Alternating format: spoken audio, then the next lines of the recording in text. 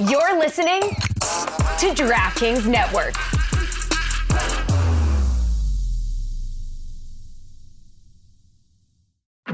Folks, the playoff season is here, and the only thing better than the game day predictions are the foods that come with them. Introducing Tums Fantasy Foodball Pool, brought to you by Tums, America's #1 antacid brand, and DraftKings. Each week leading up to the big game, turn football into foodball by building your best game day plate for a shot at winning a share of $40,000 in cash prizes. Inspired by game day bites and tailgate treats, join the Tums Foodball action during this playoff season's most heartburn-inducing times.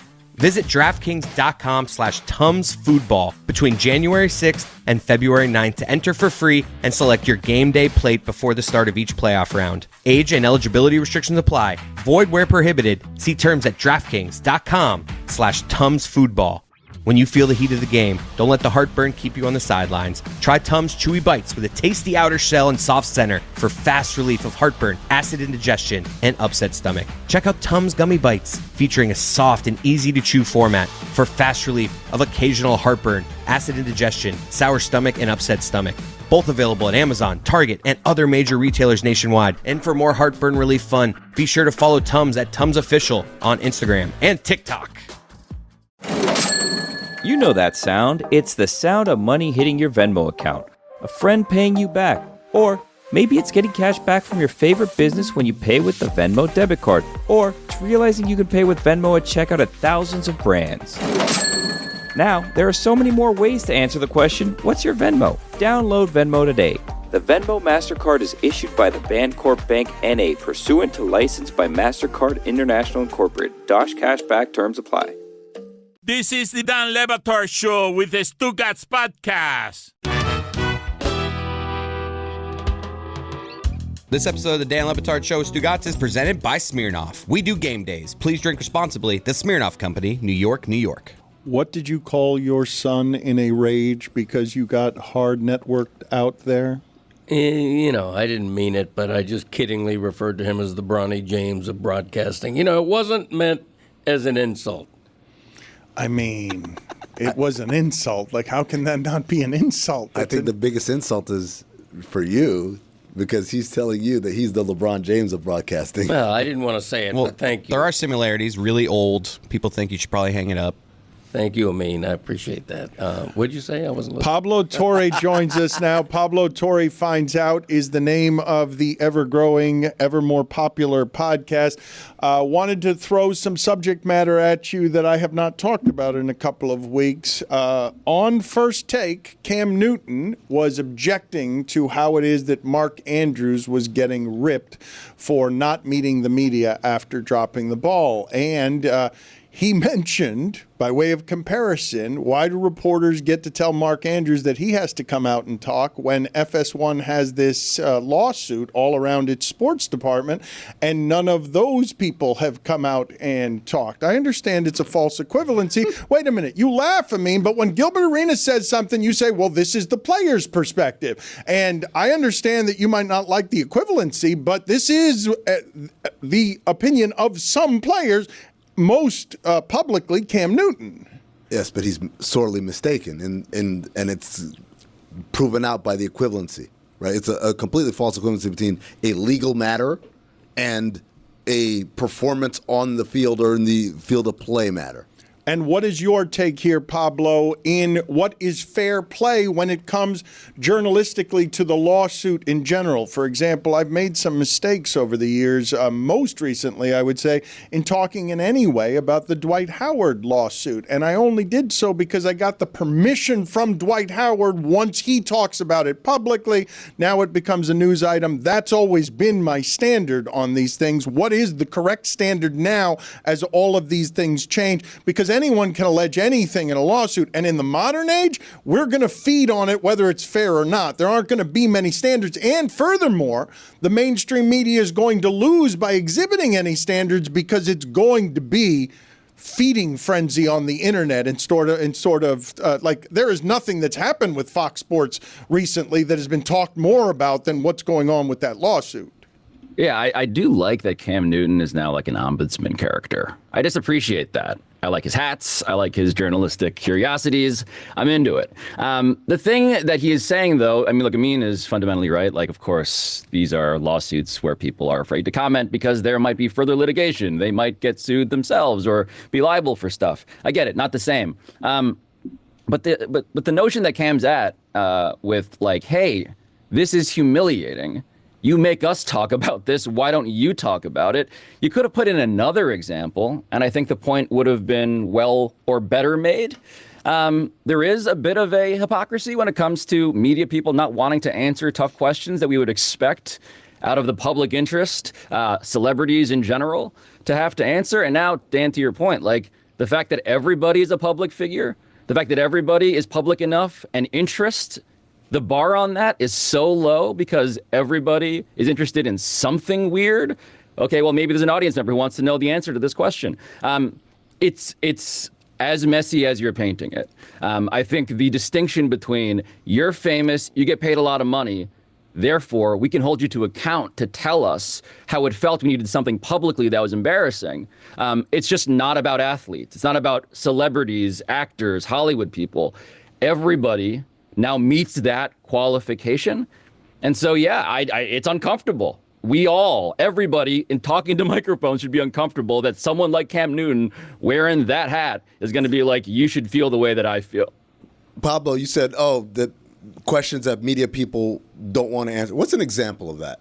I'd love to hear an example of someone in the media did something in the workplace, like so on camera, on mic, that was a failure or an embarrassment and then refused to answer questions about it. Well, I think one basic thing that an athlete, for instance, could be frustrated by, understandably, is that we know everything about how much money they're making. Yeah, that's true. We know all of the details. And in fact, we know them to the point where we argue about it and how they don't deserve it. And in reality, right, like, again, and the excuse had been, I mean, and you know this, again, having explored such cap sheets, the example was justified because they got paid so much. Mm-hmm. And I just think that the thing we're trying to bridge all of the time is, when do you have so much economic, cultural, celebrity privilege that you get a higher degree of scrutiny? And I think there are just a lot of people around who actually don't want that and shouldn't want that. And if they knew that this was maybe going to come for them, wouldn't want the athletes to if it meant protecting themselves. And I happen to be one of them. So, like, yeah, it's uncomfortable, but then you go into the realm, Dan, of like, hey, sports is different.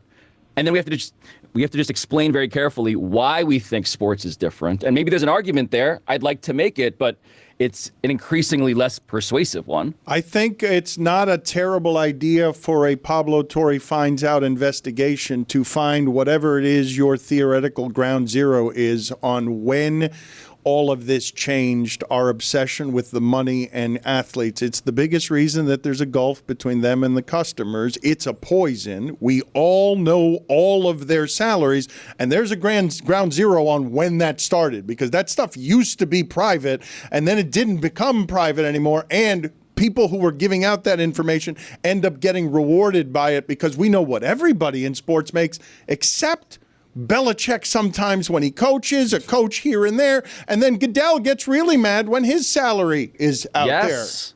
Yes, I think the immediate hypocrisy, right, is not, and this is where I would push back on Cam, I guess, like the real beneficiaries of the unequal treatment between athletes, let's say, and other people, maybe increasingly similarly situated, isn't media people. It's their bosses. Mm-hmm. Like, you want to know, I would want to know, hey, your front office, what are you guys getting paid?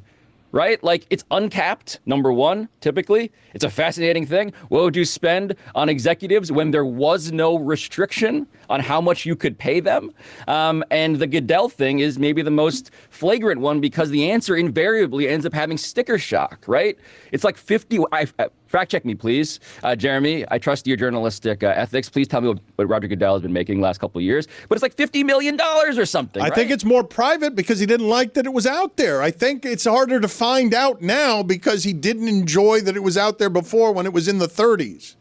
Well, and I think the other thing that you can lump onto that is also the availability. So, for example, Pablo's, well, I guess not beloved Knicks anymore because he's a Sixer fan, but Leon Rose has famously spoken to the media, I think, twice since he took over. Yes. He just doesn't talk. That's it. And the Knicks are fun and good. Well, I mean, So, yeah. not the entire time, but yes, they're fun and good now, but he still does not talk. It's easy to say, well, I don't need to talk. The team is doing great. They could talk for themselves. But there was a time when they weren't doing so great, and this dude still was like, yeah, I'm not talking to the media. I don't need to. But I do want to make the case for why sports and athletes do deserve to be held to a degree of scrutiny that is higher, right, than just, let's say, again, the average citizen. I mean, it was hard, right? I remember Naomi Osaka, the tennis player, of course, basically making an argument. I fundamentally feel not just uncomfortable, but I feel that it's unfair that Naomi Osaka, gets scrutinized in my most emotionally harrowing moments after a defeat by people who are just trying to pick at the bones of my life. It feels mean, it feels cruel, it feels unfair, it feels, in her view, I think, institutionally just wrong. And I do have an argument against that, right? Like, the whole point of performing in public fundamentally is that you get the benefits of the crowd, but also the pain. Like, if we are to consider what you do important, people are going to care enough to dissect it.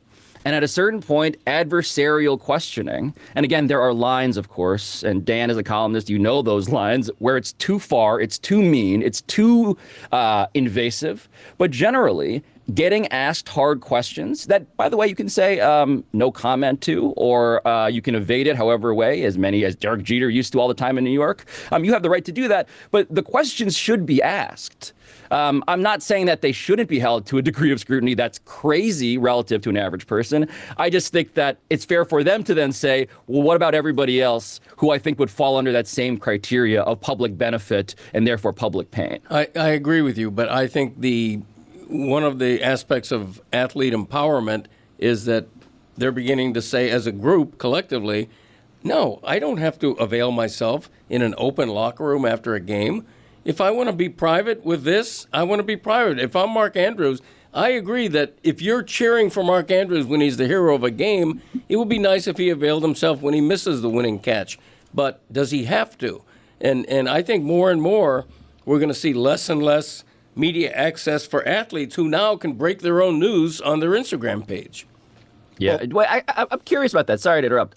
Dan, how do you feel about that? Like, the locker room reporters out of there dynamic. I don't blame all of those people for realizing that that's not something they need in their life anymore, that it's invasive, and while it prevents me from doing my job and does hurt me, and I'd prefer it not be that way, I understand exactly why it is that they don't want us around anymore. They don't need us anymore, and you can do it even when you don't have pedigree like Leon Rose in the biggest market. You can do it because you can just decide it now. And the commissioner of the league has been trying to make access something that's contractually important because he believes that these relationships are important. And his employees keep telling him, we don't want to do that. And then you hear him publicly say, yeah, I'm not going to be able to keep doing this forever because you can't help but notice that all of those seats on the sidelines that used to go to the media have now gone to people who are paying much more for those seats. Like, that's happened in the last 15 years. One of the funniest things is when I went to cover some Final Fours. I was in Houston covering the Final Four for Sports Illustrated a zillion years ago now. And it's the one place, I don't know if it's still the same way. Maybe someone can correct me who's been more recently. I got good seats at the Final Four. Oh, Dan. Oh, my God. I was sitting in front of Drake. Drake and Vince Young were behind me. And I was like a fact checker at Sports Illustrated. Like, God bless how they used to respect us. Oh, but it's also funny. You say, quote, used to respect us. Also, had us sit in expensive seats to sit atop the injustice and sell it for them. Like, they'd give us they'd give the watchdogs the most expensive seats. Yeah, those are good seats. Dan Le Batard. Pablo leads all of podcasting in reading while smiling. If you listen to ESPN Daily, he sounds like he's having the time of his life. Stugotz. Coming up next. I'm going to tell you how the Savannah Bananas are changing. How do you know I'm Savannah Bananas. How do you know I'm smiling? That's how I find my vocal range. Sometimes I just say Savannah Bananas. Savannah Bananas. Yeah. This is the Dan Le Batard Show with the Stugotz.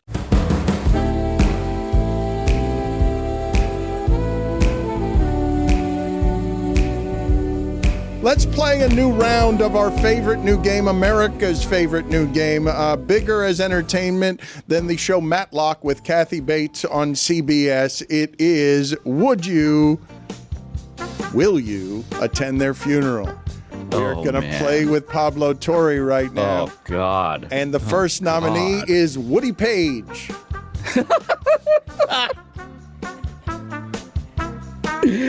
I just gotta Google to make sure that this is a hypothetical right now. Hold on, real quick. Okay. Jesus, what are you doing? No, I'm just making sure that this is not a trap inside of a trap. What are you texting? I'm going. Cut out the part where I had to Google anything. I'm going. I'm there. Of course I'm there. He's the most popular person on a show that is soon to be allegedly dearly departed that changed my life. And Woody Page, even though he used to steal my FaceTime topics during the show after I used to say it to the producers, I do feel like I owe him a debt, and it's a literal debt because my daughter is going to a private kindergarten probably next year. So, that's me. Around the Horn. Would you go to the funeral for Around the Horn? I might be performing at it. Technically. I'm not sure this is a good game to play with him because he'll go optics instead of honest. Yeah. I mean, look. I'm not David Sampson, who will tell you all of the ways in which the game he is going to. The game doesn't work if you're not going to. If you're going to just say yes to everybody because it looks good to say yes to everybody, you ruin the game. Give me another one, and I'll get a sense of whether I can truly, be entertaining enough for you while also preserving my own human dignity. J.A. Adande. Oh, come on! He's awful this young is all to of die. the Around the Horn panelists. Yes, J.A. Look. Yes. Clinton Yates. Can I go? Can I leave now? Tim Kalishaw. I'm gonna yes. Jackie McMullen. Yes. Let's play this with someone who'll be honest. Dad, would you attend Jeremy's funeral? Yes. Oh, see, no one wants to play this game, honestly. All right, there they are, the first ever ruiners of the game. Because I appreciate Samson more and more. Fun, yeah. Jason Sudeikis. Oh, you know he'll be there just for the celebrities. Do I? Where am I on the seating chart? I mean, that's the thing. Do I get a +1? All right, goodbye, Pablo. Is there an open bar? Vivek Ramaswamy. What is on? Pablo Torre finds out. I think we got to know. Did we get our first yes, no? of course, because it's easy. Because There's gonna be a lot of movers and shakers there. Yes. Honestly, if I got to give a speech at Vivek's funeral, I would consider it. So on my show, we have a story today that's very interesting. It's how In Living Color, the TV show, how it changed the Super Bowl halftime show forever. Yes, it did. Super Bowl halftime. Amin maybe knows some of this story. It's incredible. It is an 1992. incredible story, yeah. Oh my God, it's 1992. Wyatt Cenac, who's a guest on this with Sarah Spain. We had a lot of fun reliving this. Wyatt wanted to make an In Living Color documentary. Couldn't do it, but we got to get what he found out, which was some of the inner details of how in 1992 Fox dared to steal audience from CBS, which was doing a halftime show that was emblematically horrible. And I'll save the details for you guys to click and lick, I guess, and like and subscribe. But it's remarkable how we owe a debt to the Wayanses and David Alan Grier and Jim Carrey for birthing like the biggest piece of cultural real estate in America. Do we know what plays opposite the Super Bowl halftime show now on other networks? Great question. In Living Color put on something that actually stole audience from the Super Bowl, and that's where the Super Bowl realized that it needed to go entertainment with his halftime show and was aggressive and strategic about making sure they didn't lose the audience. And also the part of this, and I'm sure you cover it, is also the standing of Fox at the time as a network. It was an upstart network. It's not serious. It's where all the kind of the Married with misfits, Children, The Simpsons. All the misfit programming went there, and so this was a direct blow to the establishment. Just know that the following year, the NFL was so threatened So threatened that A, we have no idea who even bothers to compete anymore because they followed that horrible halftime show, which you should watch, it's in the episode, with literally Michael Jackson. Like, they were like, we got to bring out the nuclear weapons. We will never be embarrassed by sketch comedy again. Jeremy, can you give me some Roger Goodell contract facts, please? He, as of 2020-2021, was making $63.9 million per year. He recently signed a 3-year extension, but those numbers are not known. I pledge to try and find out. Excellent. Can you find out for me, Otani's payments are deferred. I don't know what Soto is paid for a year. How many athletes make more than Roger Goodell does in a season of any kind? Is there an athlete that makes more than that for a year, given the Soto contract and the Otani contract? You don't think he deserves it? Yes, probably as someone who continues to make profit for the league. I understand. He's overseeing the biggest thing. I understand how there are stars that are really good at their job that you would argue are better at their job, but he oversees those stars doing their job. Like, he keeps the machine humming. I mean, the only way that I disagree is just because of how tired I am about all the inequities that make for labor bodies to be worth less than CEOs, that create the divisions in this country that make people celebrate when a CEO for a healthcare industry is murdered in the street because of how much money he's making off of the pain of others. I would like to know his VORC, value over replacement commissioner. We should have analytics about this. That's all I'm saying. I'm just saying we should debate this. We should debate this in the way that we debate athlete contracts. Joe Scarborough. Goodbye. Oh. Whoa, that wasn't a yes. It wasn't, but he ruined the game. We can agree that is a universally popular game, but you have to be honest. Like It's why we did it with Samson. He's the only one that will be honest with that type of stuff. I was Dan too, unfortunately for him. Yes, you've created rifts in relationships that I have because you surprised me with that game, and for some reason I was intent on holding up the integrity of, we're going to try to make this entertaining, right? We're not going to save Jeremy's feelings instead of making the show worse because you're afraid of hurting Jeremy's feelings. The audience should thank you that you're willing to jeopardize your friendship with Michael K. just for good content. I did jeopardize my friendship with Michael K. because that's got to be here. This funeral's got to be in Florida. I'm not going to New York for that.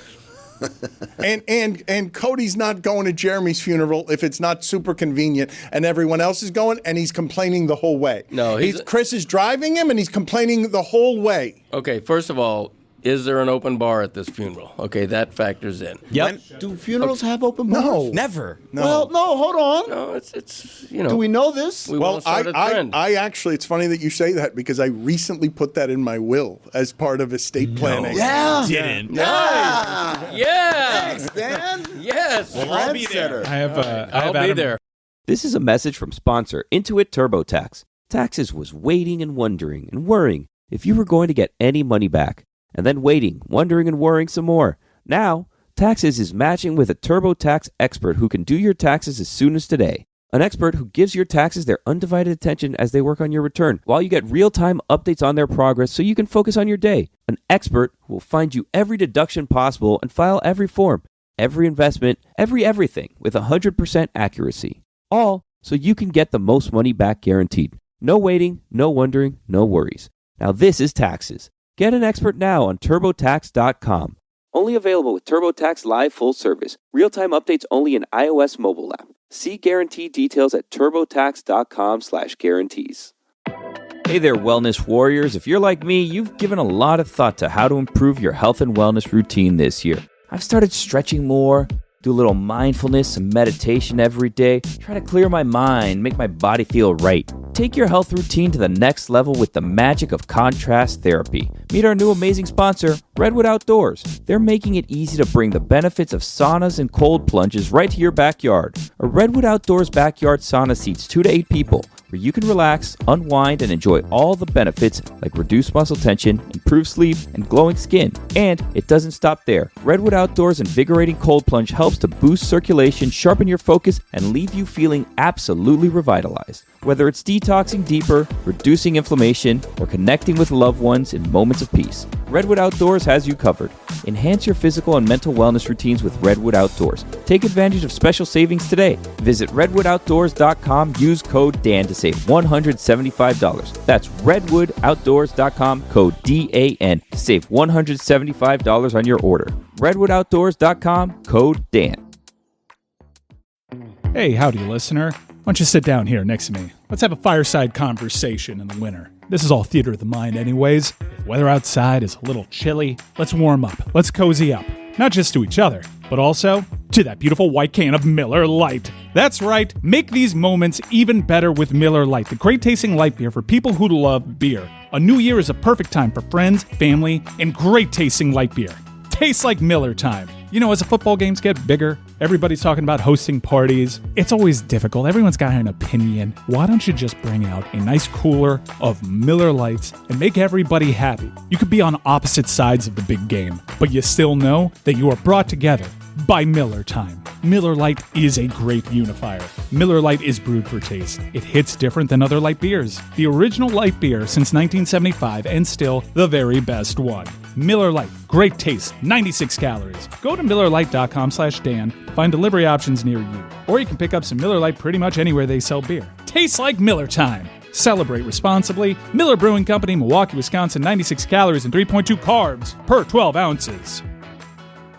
Dan Le Batard. A woman who was out swimming with her friends is believed to have been swallowed whole by a 13-foot shark without any of her friends noticing.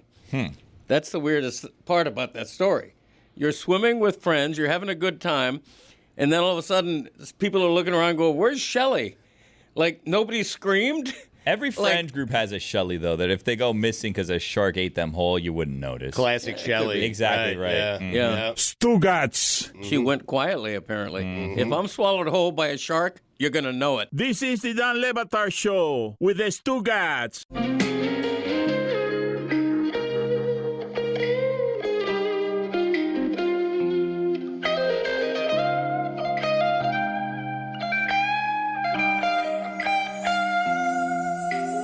I have Adam Schefter set to mobile alerts, and he just tweeted at Stugotz. Stugotz's Alex Smith take, because everyone's doing the flashback Thursday of, several years ago, the Chiefs traded Alex Smith to the Washington franchise.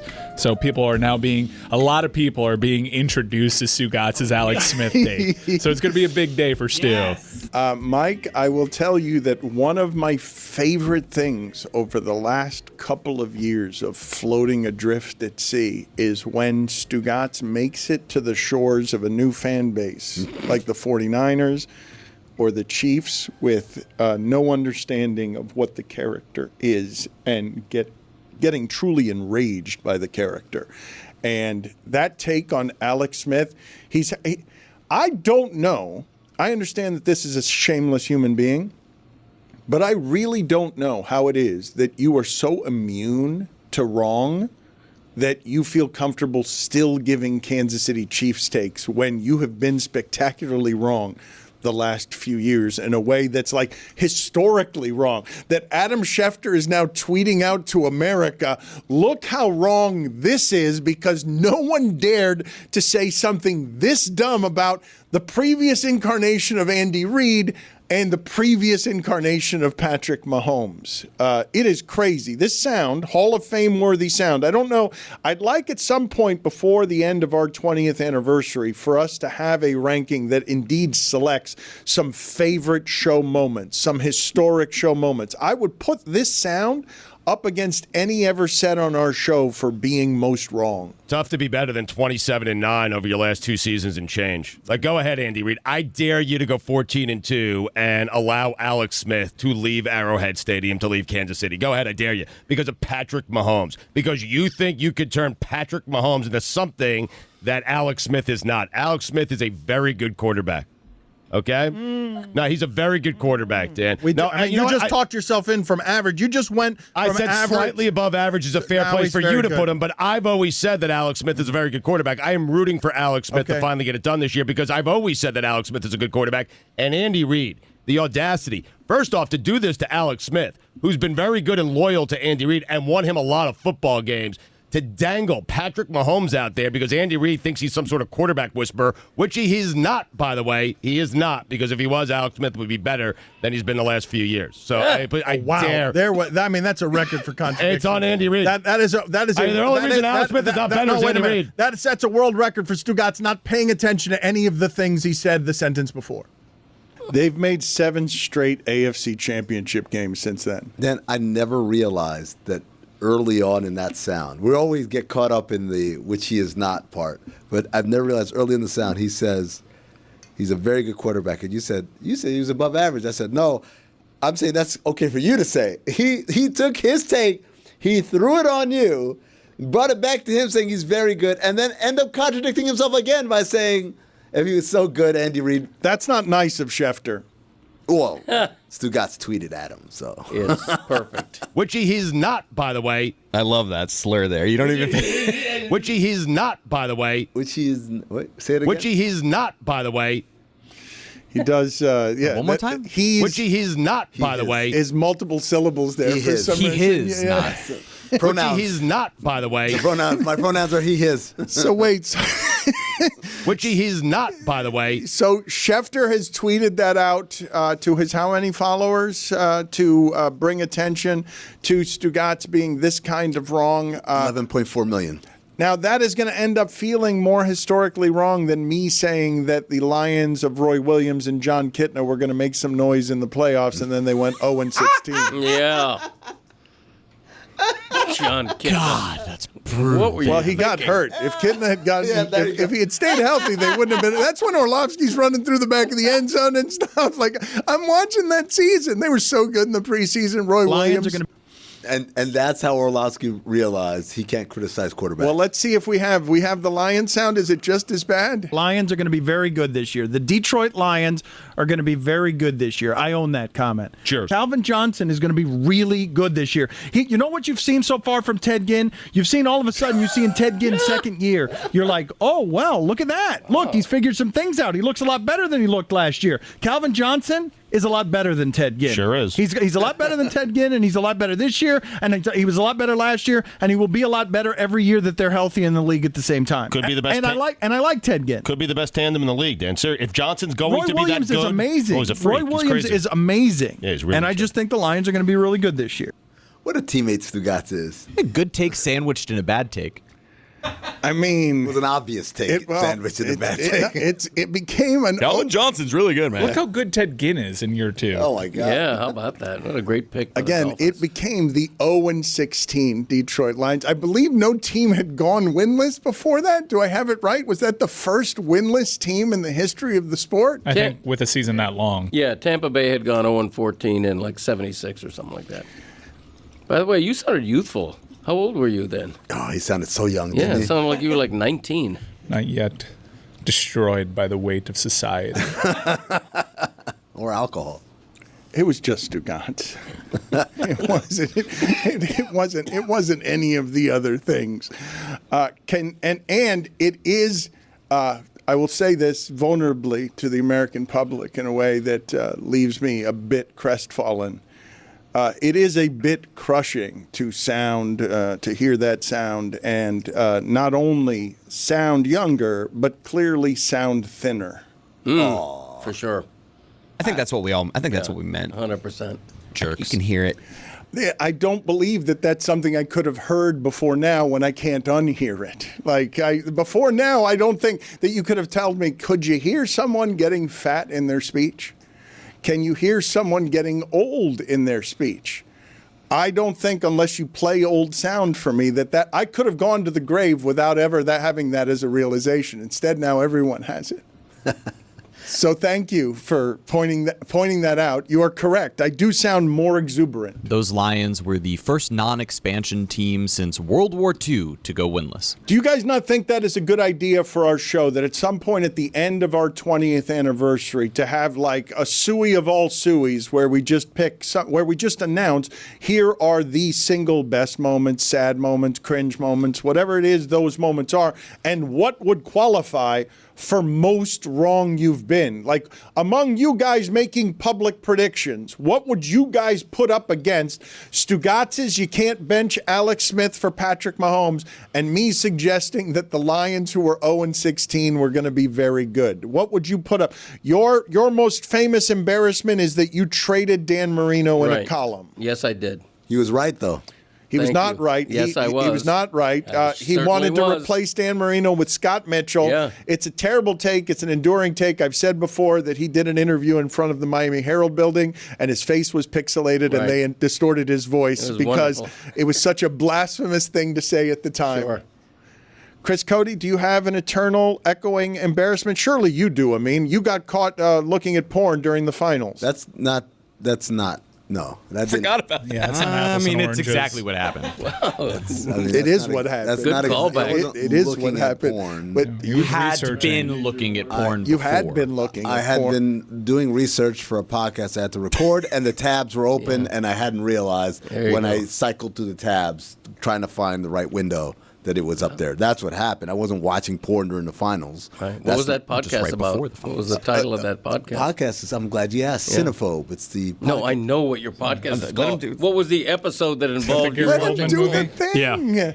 Let him do the thing. I honestly, this Was it is Tiptoes? the LeBron James of broadcasting. What it's doing. I honestly thought he was teeing me up to do my spiel. I was like, oh, Graham, He was thanks. not. He was not doing He was that. so over your spiel. He was like, no, don't No, do we it. know the thing that you do.